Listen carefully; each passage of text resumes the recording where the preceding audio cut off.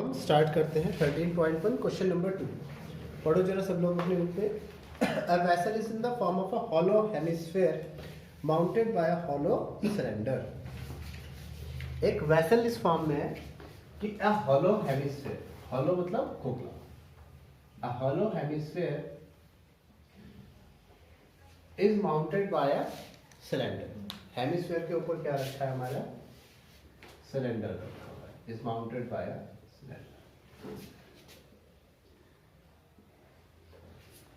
इस टाइप से figure बनूंगी। A hollow hemisphere is mounted by a hollow cylinder. The diameter of the hemisphere is 14 centimeter. The diameter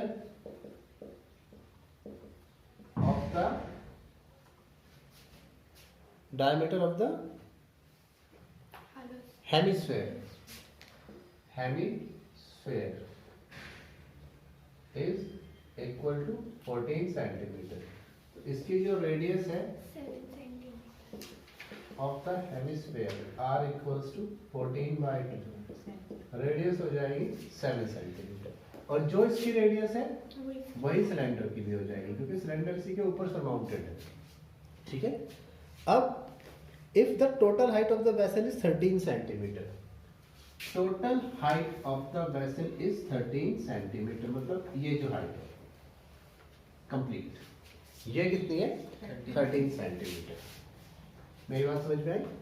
तो total height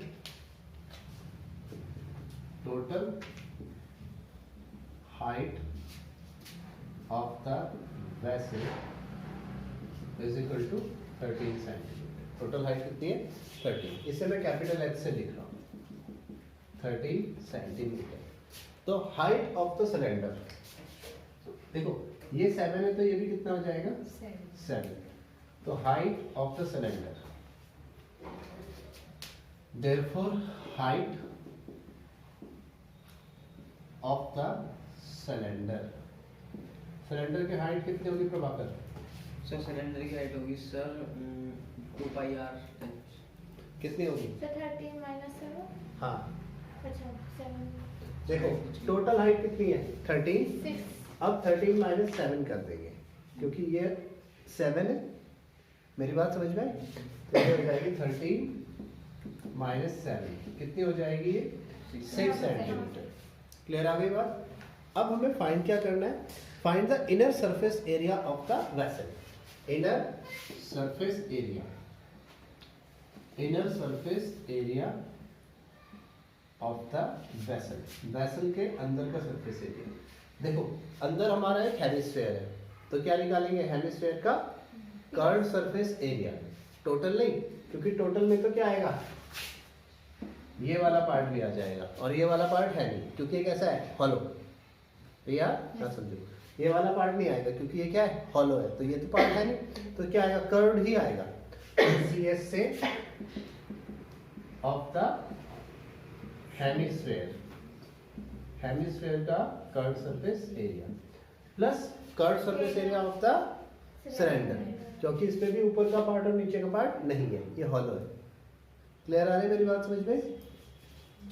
CS से of the cylinder. अब आस्था CS से of a hemisphere क्या होता है? Cylinder का तो होता है 2πr।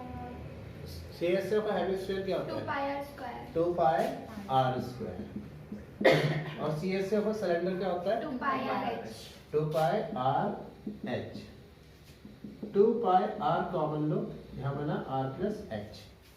देखो 2π और r कॉमन लिया तो 2π बाहर, r स्क्वायर का एक बाहर, एक r बचा। यहाँ से 2πr कॉमन लिया, एक h बचा। आई मेरी बात क्लियर समझ में? सर एक r बिग एक r स्मॉल लिख लेंगे ना? नहीं, एक हेमिस्फीयर का r है। r तो दोनों का सेम ही है ना? हाँ, हाँ। ठीक है। तो पाई की जगह 22/7 इंटू r कितना है? 7 इंटू r प्लस h, यानी 7 प्लस h 6। 7 से 2 into 22 into 13, 13 2 26, 13 2 26, 27, 28। 6 to the 12, 8 to the 16 to the 17, 572 centimeter square. Yeah, copy. Next question.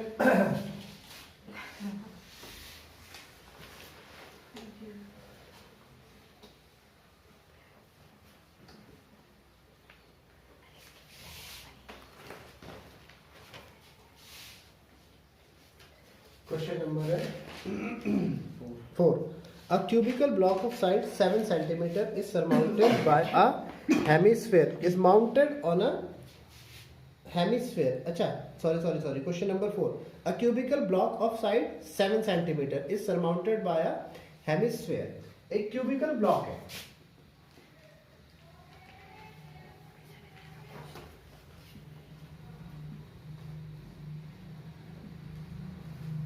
This type.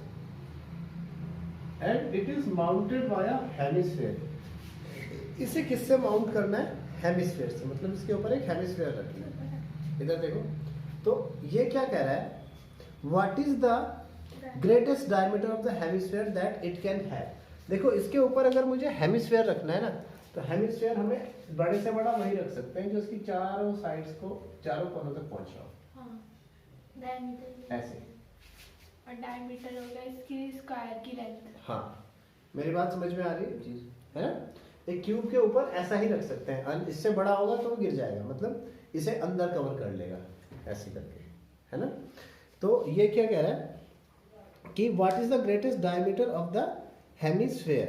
तो इसकी साइड हमें दी है, हमारा जो हेमिस्फीयर है 7 सेंटीमीटर. वो क्यूब है हमारा 7 सेंटीमीटर, 7 सेंटीमीटर, 7 सेंटीमीटर, 7 सेंटीमीटर और 7 सेंटीमीटर. तो देखो यहाँ पर क्वेश्चन नंबर कौन सा था ये? 4. Question number 4. So greatest diameter of the hemisphere. Greatest diameter of the hemisphere. D equals to 7 centimeter. Greatest diameter तो ये होगा. तो इसकी रेडियस कितनी होगी? 7 by 2. And radius of the hemisphere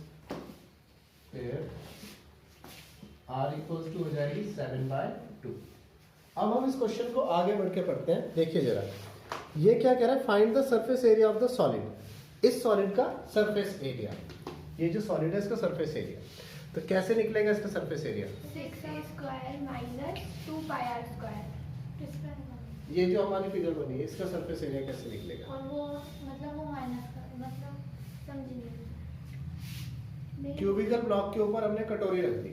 अब जो फिगर बनी है उसका सरफेस एरिया निकालना है. कैसे मतलब निकलेगा? वो सर्कल का एरिया, मतलब ये जो सर्कल बनाए ये कट होगा उसमें से. हाँ बिल्कुल सही. देखो 2πr स्क्वायर. देखो समझो. सरफेस एरिया पूछा है तो सबसे पहले क्या करेंगे? हमारा ये जो क्यूब है इसका टोटल सरफेस एरिया. क्यूब का टोटल सरफेस एरिया, उसके ऊपर हमने हेमिस्फीयर रखा प्लस हेमिस्फीयर का सरफेस एरिया. लेकिन अगर जब मैं क्यूब के ऊपर हेमिस्फीयर रखता हूं तो इतना ये जो पोर्शन है ये बाहर से नहीं दिखेगा. मेरी बात नहीं आ रही समझ में?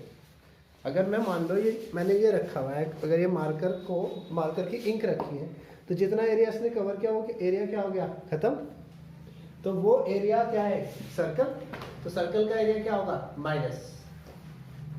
आई बात समझ में या नहीं आई? आ गई? समझ में आया?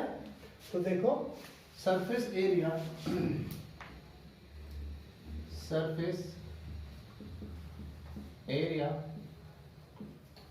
ऑफ द क्या चीज है? Vessel. Solid. Surface area of the solid equals to है total surface area of the cube का total surface area plus curve surface area of the sphere. हाँ हेमिस्फीयर ऑफ द हेमिस्फीयर और minus area of circle. Area of the circle. मेरी बात clear I, समझ में नहीं आई? आ गई? Total surface area of a cube कितना होता है? 4 स्क्वायर। वो कर्व से होता है, ये होता है 6a स्क्वायर।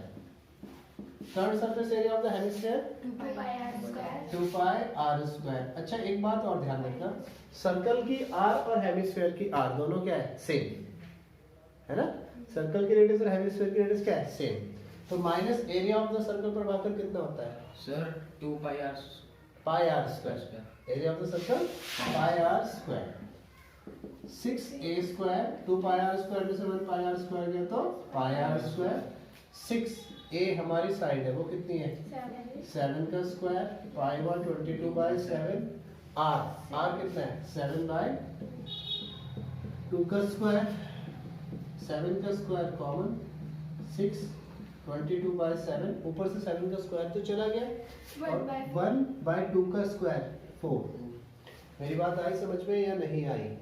कॉमन लेने की, जिसे नहीं आई है वो डायरेक्टली कर सकता है, कोई दिक्कत नहीं है। 2 से कट करके 11 और यहाँ पर आया 2। 7 का स्क्वायर 49 इंटू 6 प्लस 11, 7 2 14। अब उसके बाद लिखो 49 6 इंटू 14 प्लस 11 बाय 14।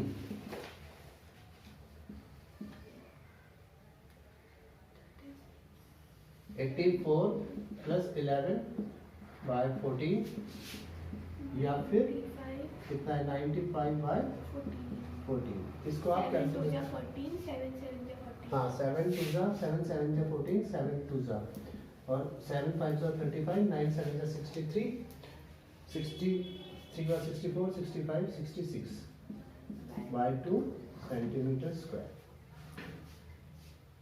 ठीक है, कॉपी कीजिए।